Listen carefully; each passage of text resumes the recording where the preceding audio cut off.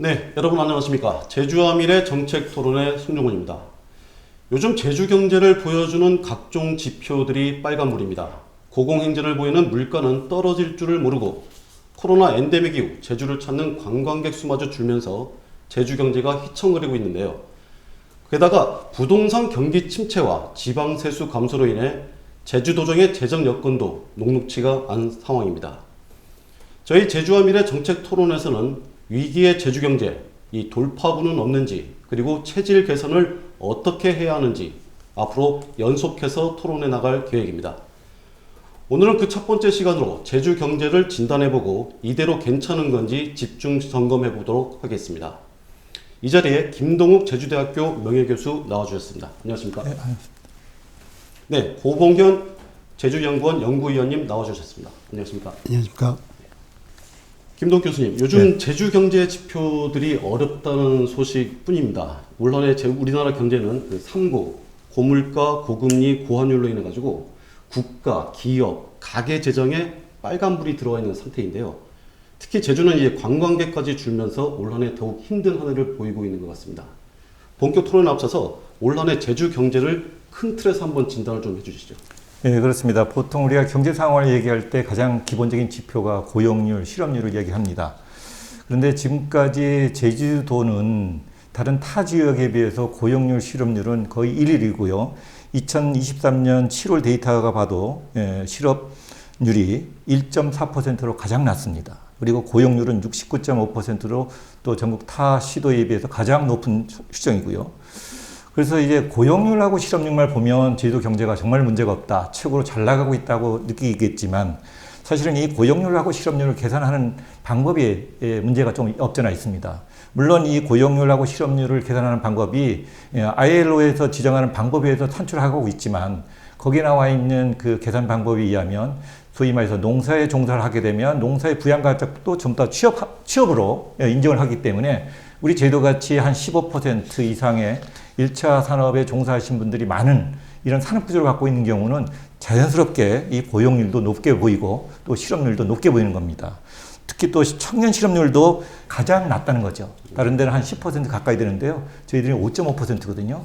이건 또 제주도의 특이한 인구의 이동 구조인데 저희들이 한 20대부터 보통 이제 다른 타 지역으로 소위 뭐 진학이라든지 여러 가지 작업을 찾아서 가기 때문에 경제활동 인구 모수에서 줄어들기 때문에 자연스럽게 1위로 나오는 것이죠.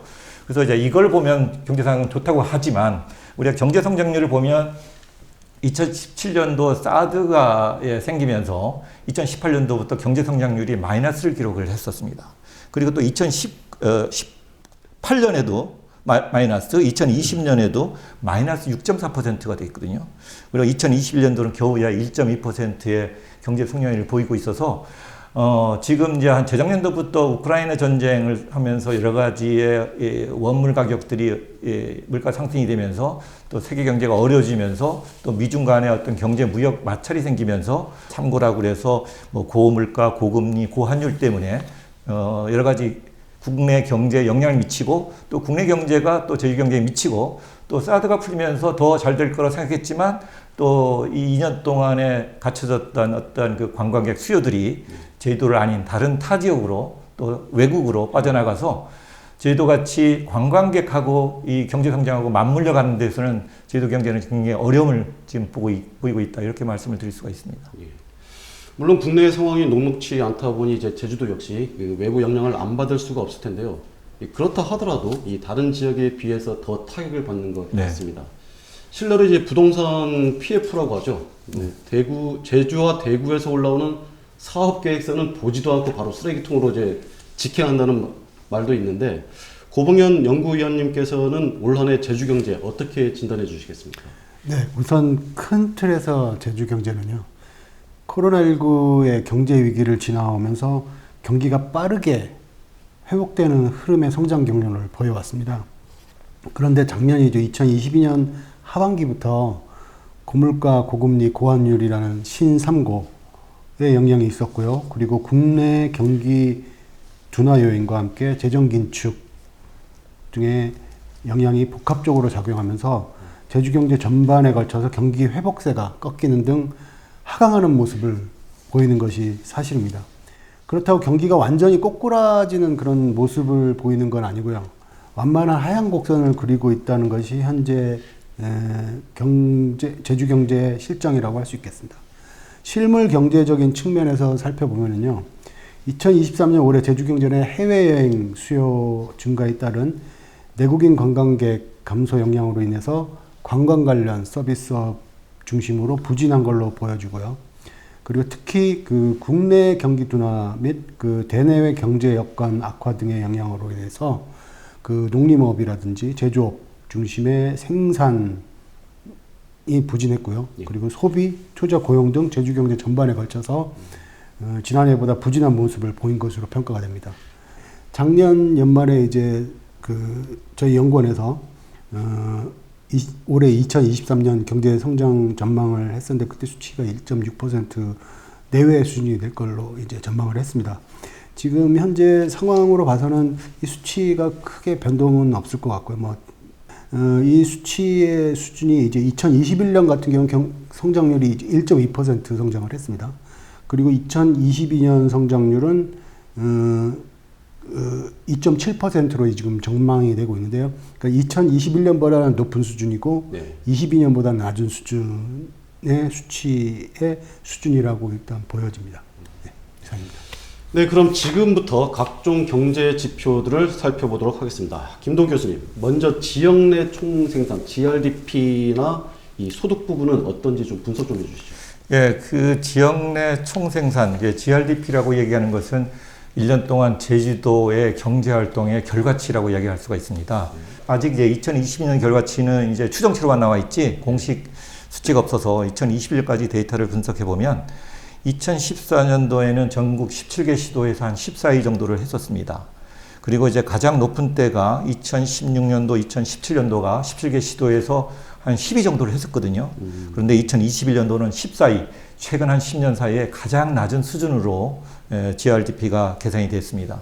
또 문제는 또 이것이 이제 그 1인당 GRDP를 이제 따져봤을 때 전국 평균보다도 항상 이제 낮은 것들인데 보통 한 84%, 85% 뭐 이 정도 수준이었는데 또 최고로 잘 나갔을 때는 전국 GRDP 1인당 GRDP의 한 89%까지의 올라간 적이 있었습니다. 그런데 2021년도 데이터를 보면 74.5%입니다. 그러니까 결국은 전국의 보통 국민들이 100원을 벌면 우리 제주도민들은 한 75원 정도 벌고 있다는 얘기죠. 소득의 갭이 굉장히 예전보다 훨씬 더 많아졌다. 그래서 앞에 나와 있는 고용률 실업률보다도 이걸 보면 제주 경제가 최근 2017년도부터 사드 사태가 나면서부터 많이 힘들어졌다. 이렇게 말씀을 드릴 수가 있습니다.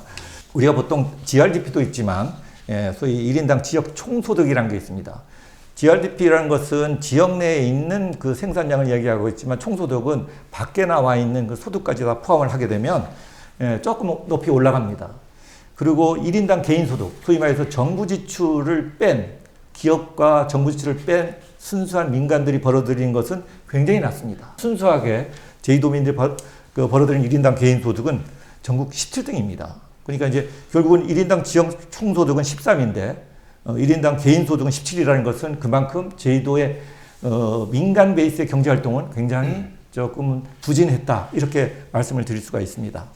그리고 뭐 소득의 역외순이익이 막 걱정을 하는데 데이터를 보면 제주도는 그래도 순유입이 되는 경우가 굉장히 많습니다. 아마도 최근 한 2015년 전후로 서울에서 이주하는 타 지역에 소득이 있는 사람들이 여기에 주소지를 지면서 소득이 좀 더 많이 잡히지 않았나 그렇게 생각이 듭니다. 고보인 연구위원님, 그 1인당 개인소득이 우리 제주도가 17이라고 하셨는데 우리 김동 교수님께서 그럼 도민대 소득 격차는 어떻습니까? 우선 제주 지역의 그 개인 노동 소득을 좀 분석을 해봤는데요. 일일 평균 제주 지역의 개인 노동 소득이 10만 6천 원인 걸로 분석이 되었습니다. 이는 이제 전국의 평균이 11만 9천 원인데 약 88% 정도 수준이 되는 걸로 분석이 됐고요. 17개 시도하고 비교를 해보니까 강원도가 제일 낮았고 그 다음, 그러니까 강원도 다음으로 이제 낮은 수준이었습니다. 그리고 이를 소득 계층별로 좀 분석을 해봤는데요. 소득 계층이 1분위부터 4분위까지 이렇게 나눠질 수 있는데 1분위가 이제 저소득층이고 4분위가 고소득층입니다. 그래서 1분위 같은 경우는 36,000원인 것으로 분석이 됐고 2분위는 68,000원, 그리고 3분위는 98,000원, 4분위는 22만 원인 것으로 나타났습니다. 그래서 제주 지역의 평균 소득의 증가가 상대적으로 고소득자 중심으로 이루어졌다는 것을 알 수 있었습니다. 그리고 그 종사상 지위별 소득 증감을 좀 살펴보면은 임금 근로자인 상시 근로자와 일용 근로자 그리고 특수 고용 형태의 근로자 같은 경우는 전반적으로 소득이 증가를 한 것으로 분석이 되었고요. 그 다음에 자영업자의 경우는 소득이 감소하는 추세를 보였습니다. 이러한 원인은 코로나19 영향에 따른 자영업자의 소득 감소가 큰 이유인 것으로 보여지고요. 이 연구의 핵심이 뭐냐면 소득 불평등, 격차의 측정인데, 우리 경제학 교과서를 보면 소득 불평등을 나타낼 수 있는 대표적인 지표가 이제 지니계수라고 나와 있습니다. 21년 지니계수가 제주 지역의 지니계수 0.385로 나타났습니다. 전국 평균이 0.407이니까는 전국 평균보다는 제주가 불평등이 낮다는 것을 이 결과로 알 수 있는데, 보통 이제 우리가 경제학 교과서에 의하면 이제 0.4를 기준으로 해서 0.4보다는 높으면 불평등이 심하다라고 평가를 하고 0.4보다 낮으면 불평등이 낮다라고 평가를 합니다. 그래서 제주도는 0.385로 이렇게 심하지 않은 걸로 평가가 됩니다. 전국 시도별로 비교를 해보니까 17개 시도 중에서 한 10번째가 되는 걸로 보여집니다. 그래서 측정 결과로만 봤을 때는 불평등도가 그렇게 심각하지 않은 것으로 판단이 되고 있습니다.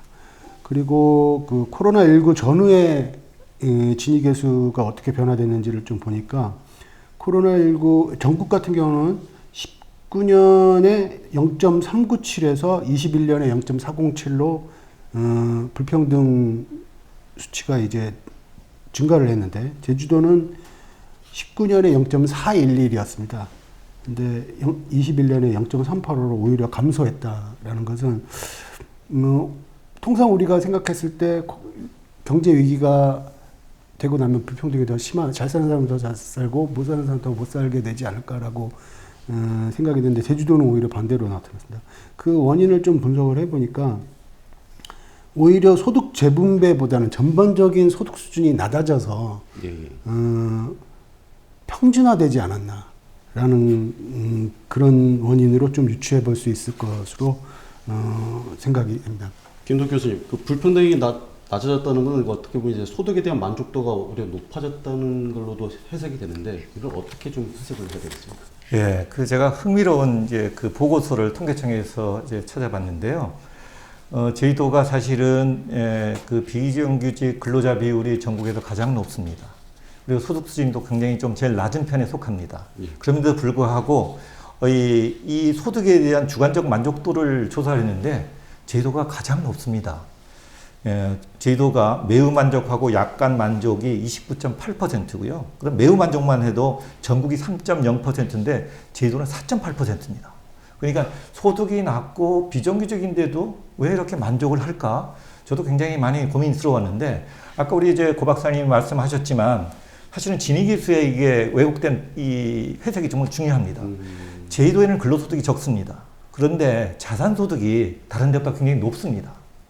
그러니까 결국은 근로소득이 적기 때문에 그 차이에는 별 차이가 없으니까 상대적으로 보통은 자산소득으로, 그러니까 우리가 보통 우리가 주위에 있는 사람들 보면 뭔가 근로소득을 얻지만 또 엑스트라로 다른 어떤 농사를 짓고 있든 자기의 어떤 갖고 있는 텃밭에서 뭔가 수익을 갖고 있기 때문에 부업이라고 하죠. 예, 그렇죠. 부업이 있기 때문에 훨씬 더 만족도를 느끼는 거죠. 그래서 이 자산에 대한 불균형이 다른 시도에 비해서 굉장히 많기 때문에 제주도의 여러 가지 정책들도 그에 맞는 정책들이 앞으로 필요하지 않느냐 그렇게 생각이 드는 겁니다. 네, 다음 주제로 한번 넘어가 보겠습니다. 관광산업과 경설 경기 침체 주제인데요. 이 경기가 침체되는 데는 그 이유가 있을 텐데 김덕 교수님, 네. 제주는 아무래도 이제 관광산업 타격이 제일 큰 원인이 아닐까 싶습니다만은 어떻습니까? 올 한 해 얼마나 안 좋았습니까? 예, 우리가 GRDP에 추이하고 관광객 수하고 거의 동행지수로 같이 갑니다. 그래서 아까 계속 말씀드리지만 사드 이후에 굉장히 이제 관광이 줄어들면서 제주 경제에 어려움을 많이 느꼈었고요. 또 코로나가 되면서 오히려 이제 국내 관광이 들어가면서 그래도 타 지역에서보다는 경제가 그래도 어느 정도 많이 나아지다가 금년 2, 4분기 때부터 갑자기 또 그 관광객이 줄어들면서 제주 경제에 좀 빨간불이 켜져 있다고 생각할 수가 있습니다. 어떻든 우리가 전체적으로 국내 경제가 좋지 않다 보니까 소득이 나빠지면 가장 먼저 줄이는 것이 관광에 대한 소비가 가장 먼저 줄어들 수밖에 없는 상황이라는 것이죠. 그래서 국내 소득의 어떤 침체 또 고금리 때문에 가처분 소득이 굉장히 떨어질 수밖에 없습니다. 그것이 이제 1년 사이에 금리가 올라가서 그것이 직접적인 영향을 받기 시작하면 때가 이제 금년 이제 상반기 때부터 이제 그 조짐이 일어났거든요. 그래서 가처분 소득이 떨어진 그런 여러 가지 경제 주체의 소득이 저하 문제가 있고, 그 다음에 아무래도 코로나가 되면서 해외로 가야 되는 그러한 그 욕망들이 아마도 많이 분출되다 보니까 여러 가지 그 제주 관광에 문제가 있습니다. 그나마 이제 중국 관광객이 이제 풀려서 앞으로 이제 하반기 앞으로 좀 더 나아지면 좀 나아질 수는 있다 생각하지만, 근원적으로 일단은 이 가처분 소득이 줄어들면서 제일 타격받는 게 관광 산업이기 때문에 예전만큼 빨리 회복되기가 그렇게 쉽지는 않을 것이다, 이런 생각을 하고 있습니다. 고범인 연구원님, 예전에는 이제 내국인 관광객이 덜 왔다고 해도 그 부분을 외국인 관광객이 채워줬었거든요. 그리고 또 최근에 이제 중국이 아무리 단체 관광객을 풀었다 하더라도 그 회복세가 좀 더딘 것 같은데 어떻습니까? 네. 코로나19 팬데믹으로 인해서 억눌렸던 해외여행에 대한 수요가 증가를 했습니다. 그러면서 이제 제주를 방문하는 내국인 개별 관광객들이 지난해보다 감소한 것이 사실이고요. 이를 이제 그 관광객 숫자를 작년과 좀 비교를 해보면은요, 내국인 관광객이 현재까지 약 한 6 내지 7% 정도 감소한 것으로 보여집니다. 이런 추세라면 그 작년보다 이 내국인 관광객이 약 100만 명 정도 감소할 것으로 일단 추정이 되고요. 잘 아시다시피 최근 말씀하셨지만 최근 외국인 관광객이 늘고 있지 않습니까? 네. 그 최근 추세로 보면 한 50만에서 60만 명 정도 될 것으로 보여집니다. 작년이 8만 6천 명이었습니다. 그러니까는 코로나19 영향 때문에 이제 외국인이 8만 6천 명 정도 들어와서 작년에 비하면 엄청나게 많은 숫자인데요. 그래서 이제 내국인이 빠진 만큼 충분히 그 이상으로 말씀하셨듯이 채워주지는 지금 100만 명이 빠지는데 한 5, 60만 명이면 이제 다 채우지는 못하지 않습니까? 그래서 전체적으로 봤을 때는 관광객 숫자가 한 3% 내외의 감소를 보일 것으로 돼서 이게 성장률에 얼마나 영향을 미칠지는 모르겠습니다만 지금 상황으로는 그렇게 주는 영향도가 그렇게 크게 나타날 것 같지는 않습니다. 그래서 지금 많이들 걱정을 하는데, 그래서 앞으로 향후 이제 4분기가 남아 있습니다만 외국인 관광객이든 내국인 관광객도 마찬가지 좀 유치하기 위한 전략들을 좀 많이 세워서 대비해야 될 것으로 판단이 됩니다. 그런데 올해는 그 바가지 요금에 대한 부정적인 이슈들이 좀 나왔던 것 같은데요. 이제 코로나가 이제 풍토병으로 전환되면서 이제 해외 여행 수요가 살아난 것도 있지만은 이 제주 관광이 이제 더 이상 매력적이지 않다라는 이제 시각도 좀 커지고 있습니다. 이 어떤 문제들이 나타나고 있는지 우선 김동욱 교수님 먼저 말씀해 주시죠. 예, 요즘 이제 언론 지상에 많이 나오는 것이 특히 요즘 금년에 많이 나타난 것 같습니다. 바가지 요금이 문제가 있다고 얘기를 하는데, 요즘 이제 사실은 해외여행을 가보면 가장 물가가 비싸다는 게 영국입니다. 근데 영국 가서 여행 갔다 오신 분들한테 물어보면 거기서 바가지 당했다는 게 물건값이 비싸다는 얘기를 합니다. 과연 사실은 저희도 물가가 이게 바가지인지 물가가 비싼 건지에 대한 그 경계선이 애매모호하거든요. 그렇죠. 예. 우리가 건설 경기 할 때도 보면 최소한 10 내지 20% 건설 단가가 더 많이 지급돼야 되는 게 저희도 현실이고요. 예. 물류 비용이 있기 때문에. 그래서 국내 관광객들은 타지에서 오지만 그런 생각을 하질 않죠. 그러니까 거기에 자기 고향에서 받았던 그 물건보다 비싸면 바가지다라고 생각하는 겁니다. 제가 볼 때는 사실은 바가지다기보다는 비싸다, 또 비쌀 수밖에 없는 그런 구조적인 요인이 있을 수밖에 없지 않느냐 하는 생각이 들기도 합니다.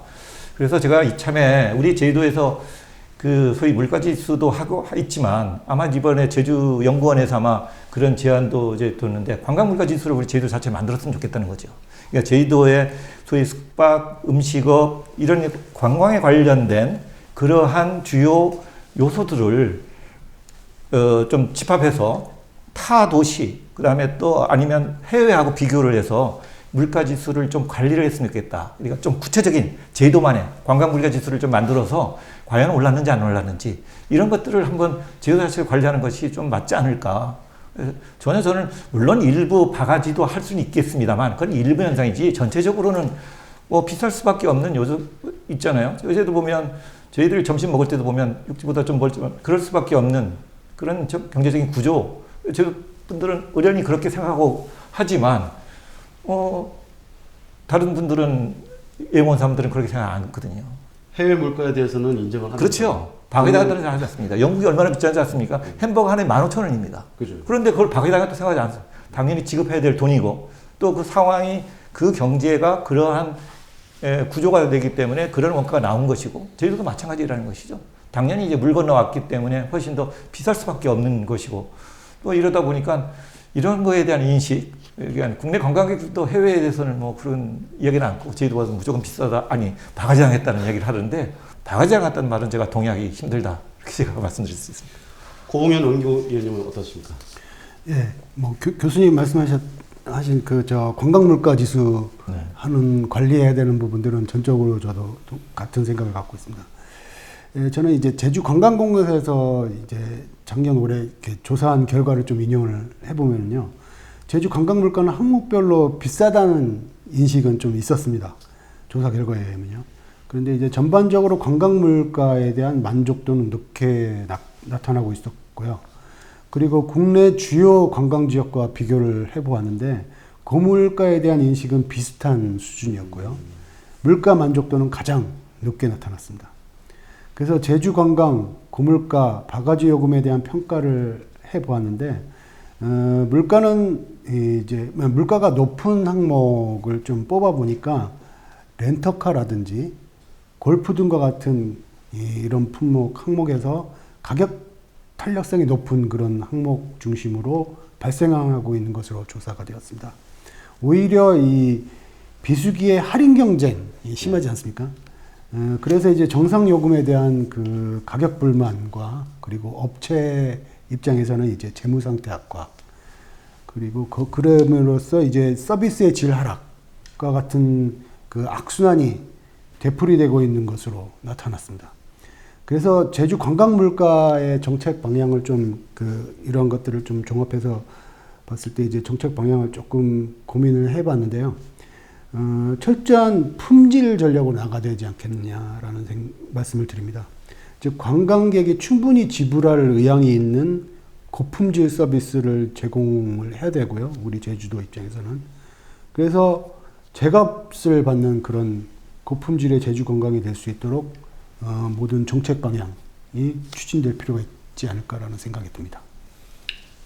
그 관광도 중요하지만 건설 경기도 중요하잖아요. 이미 1군, 1.5군 업체들의 이제 부도설들이 나오고 있고 또 이제 건설사들이 위험하다는 얘기도 있는데 이 한편에서는 이제 굵직굵직한 제주도 내 사업들이 없다 보니 건설 경기가 힘들다는 얘기도 들리고 있습니다.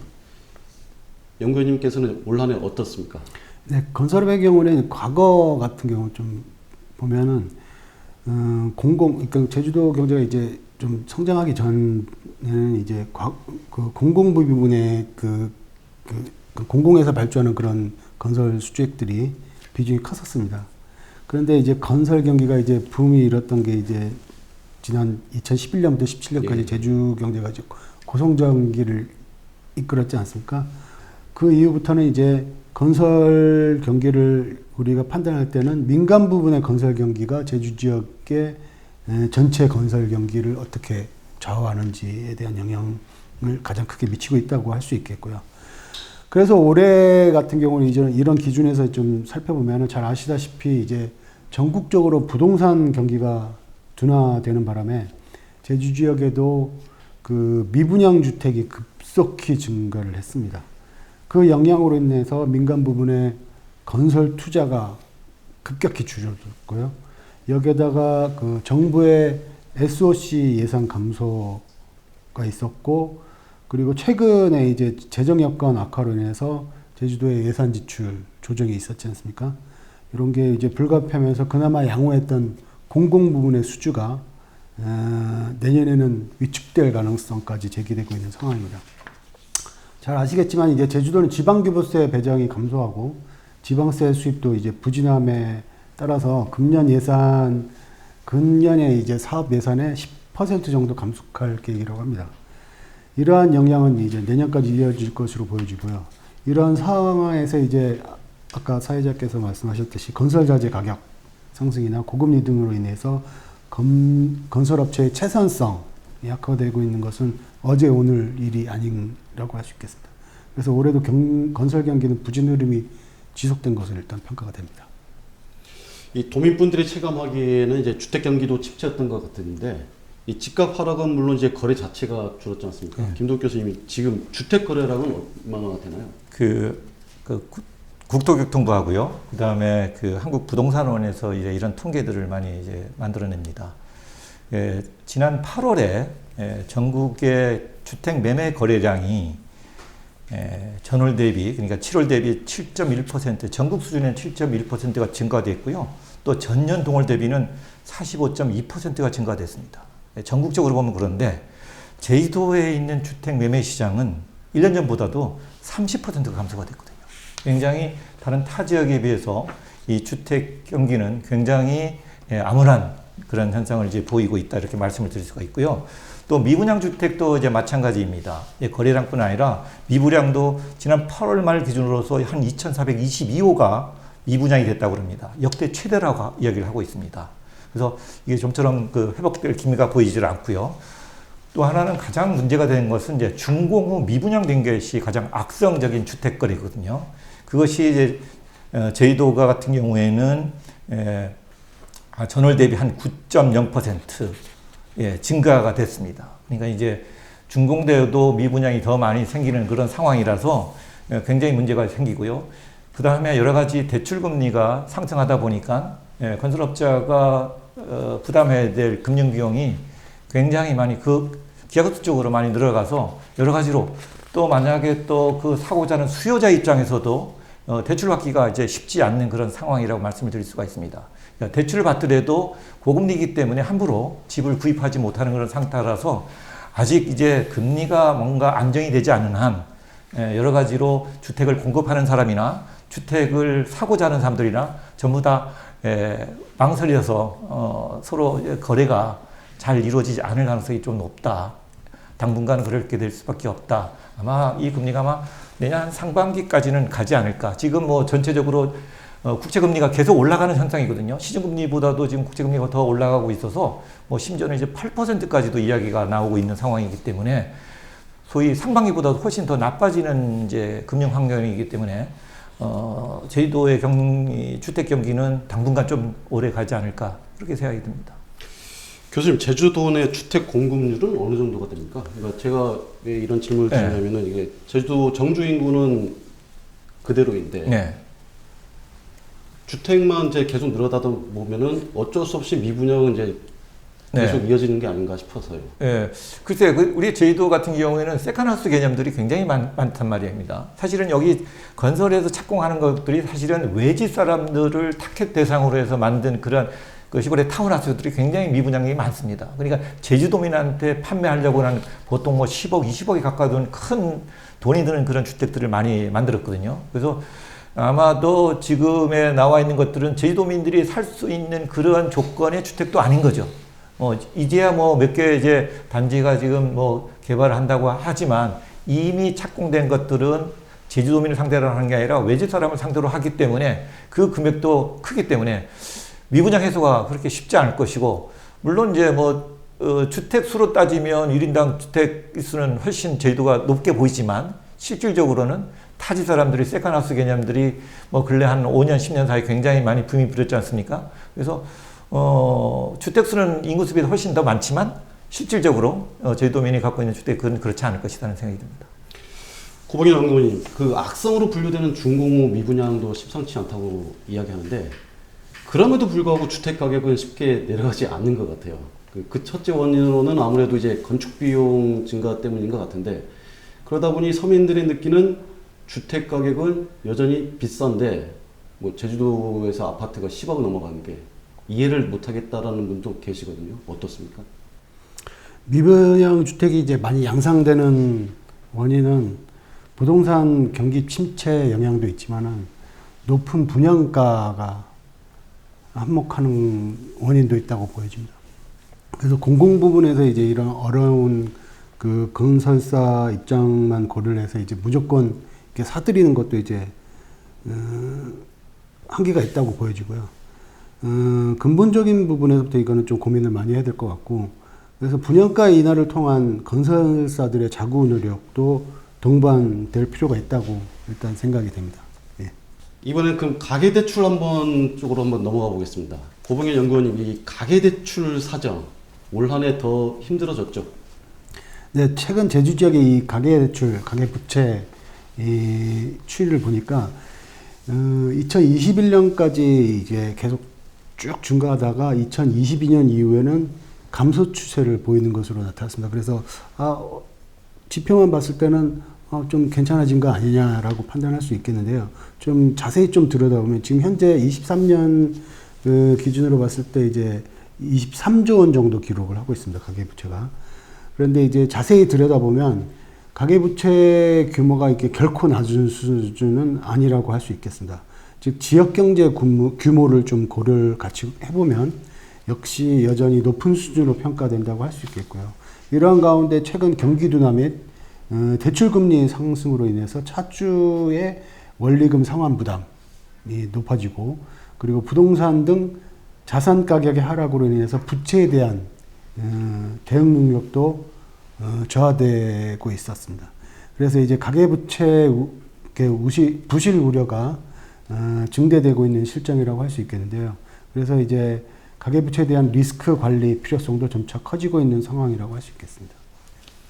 그 리스크 관리는 좀 다음에 좀 질문을 드리겠고요. 김덕 교수님, 그 한편으로 보면은 이제 소득 대비로는 대출이 많지만 아까 말씀하신 것처럼 자산 대비로 보면은 좀 낮은 수준이다. 이게 맞습니까? 이거 어떻게 해석해야 돼요? 예, 이게 이제 우리가 보통 많이들 이야기하는 거 보면 제주도에서 부채 규모가 뭐 농가 부채가 가장 많다. 예. 뭐 이런 얘기를 많이 합니다. 농가 소득도 사실 보면 제주도가 적은 편은 아니거든요. 그러니까 소득에 비해서 우리가 보통 부채 비율만 보면 제주도가 1인당 그 부채 비율이 상당히 높게 나오지만 자산 대비로 보면 또 상당히 또 낮은 수준이라고 말씀을 드릴 수가 있습니다.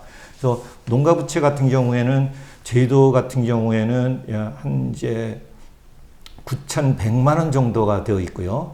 전국 평균이 한 3,500만 원이 됩니다. 상당히 높죠. 부채 비율이 거의 600%가 됩니다. 이것만 보면 제주도는 소득에 비해서 부채 비율이 상당히 높다 그러지만 이걸 자산 대비하고 이렇게 비교해 보면 제주도가 가장 낮습니다. 그 이야기는 뭐냐면 우리가 대출을 이끌 때 그 소득만 주는 게 아니라 부동산 담보로 해서 대출을 하는 경우가 굉장히 많단 말입니다. 부동산 평가 가격이 훨씬 높다는 거죠. 그러니까 1인당 농가나 제주도민들이 갖고 있는 자산 규모가 크기 때문에 대출을 일으킬 수가 있었고, 이것을 자산 대비 부채 비율은 상당히 낮은, 아까 우리가 처음에 말씀드린 대로 제주도의 자산 가격 자체가 다른 타시도에 비해서 평당 가격이 좀 높은 편에 속합니다.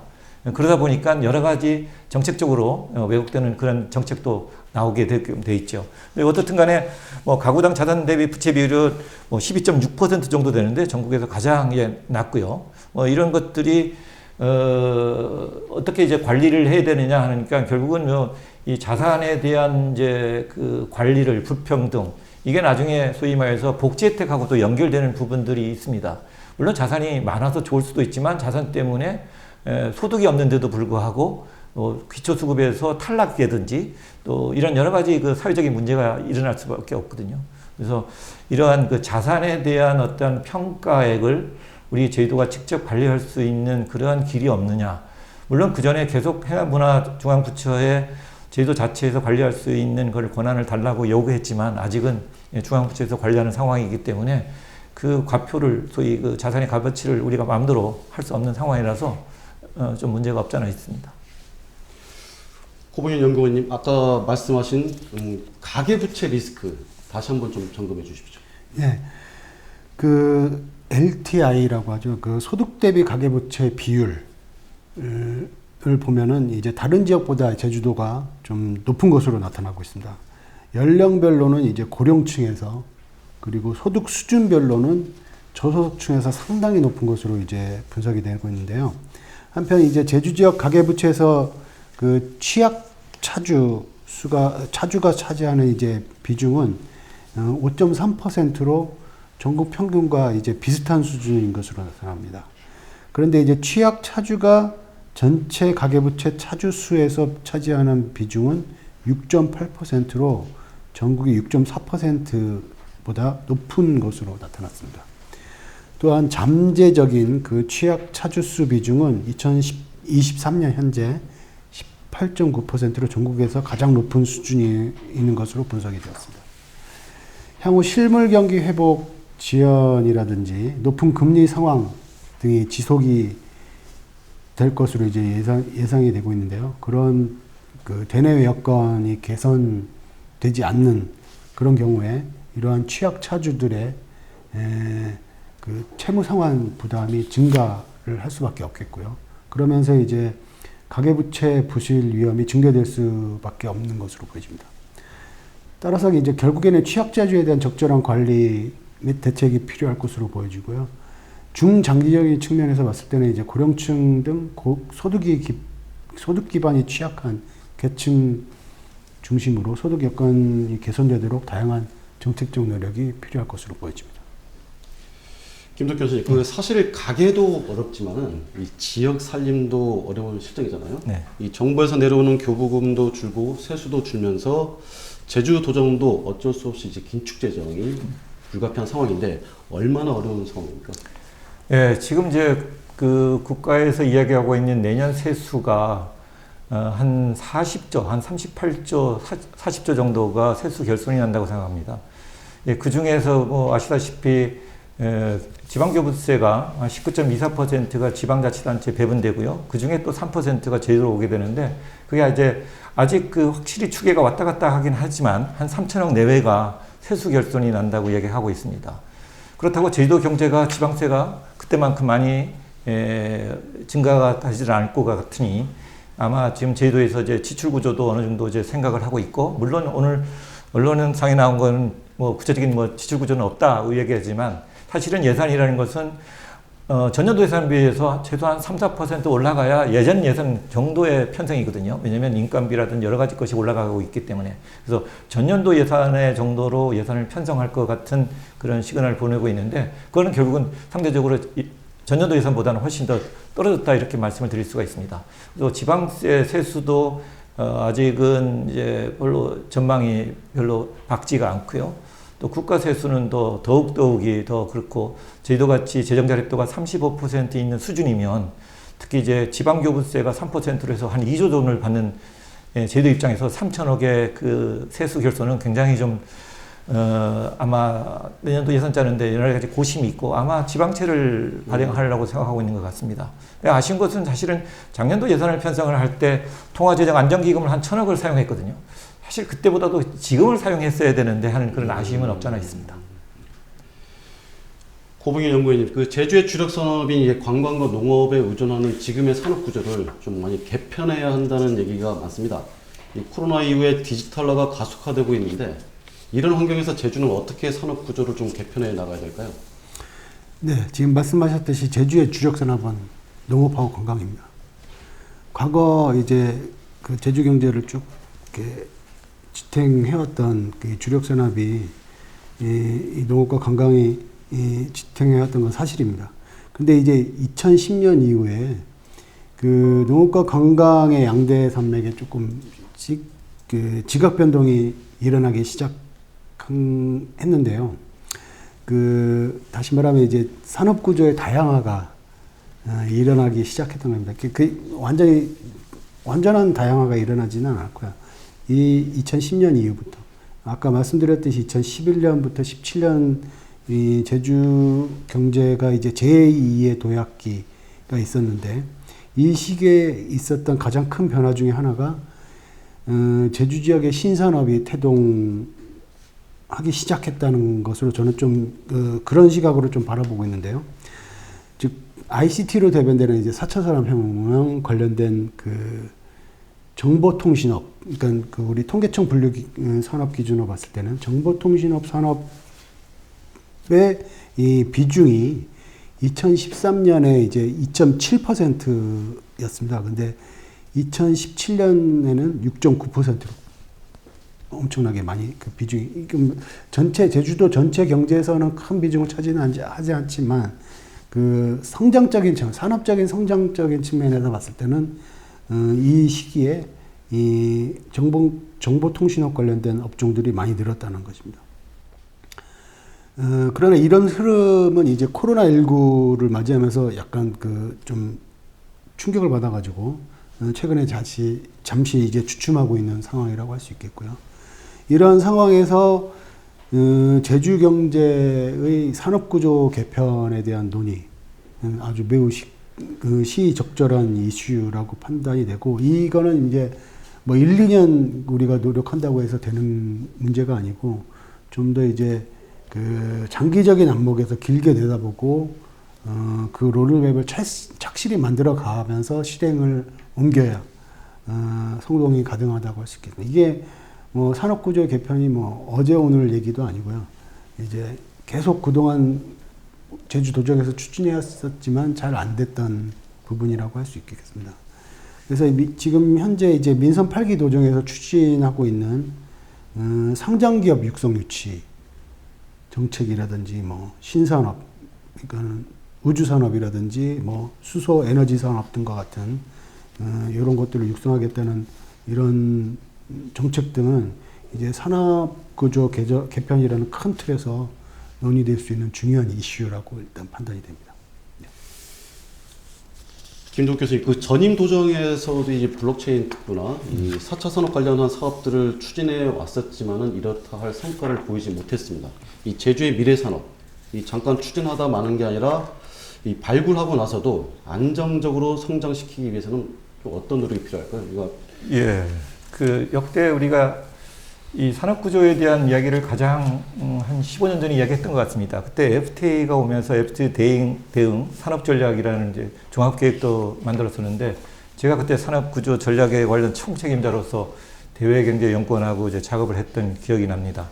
그 당시 이제 제조업 1차 산업하고 2차 산업 10, 80 이렇게 소위 1차 산업을 줄이고 제조업을 좀 10%로 만들어냈고, 그다음에 관광산업을 이제 고부가 산업으로 이제 만들어 보자 하는 얘기가 있지만 그게 이제 지속적으로 되지 않았고요.